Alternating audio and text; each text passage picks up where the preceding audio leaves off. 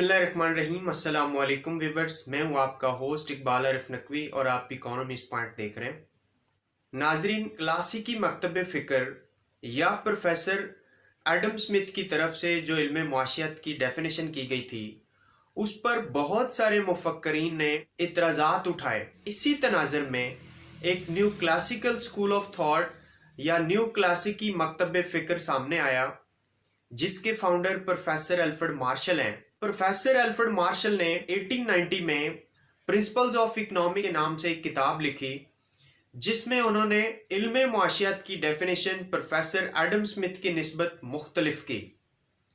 उस डेफिनेशन के अंदर प्रोफेसर अल्फ्रेड मार्शल ने क्या लिखा, इस पर हम नेक्स्ट वीडियो में बहस करेंगे। हाँ, वो इकोनॉमिस्ट या वो माहिरीन मुआशियत जिन्होंने प्रोफेसर अल्फ्रेड मार्शल को फॉलो किया या न्यू क्लासिकी मकतब फ़िक्र के ग्रुप में शामिल थे, उसमें कैनन, पिगो, पैरेटो और क्लार्क के नेम काबिल जिक्र हैं।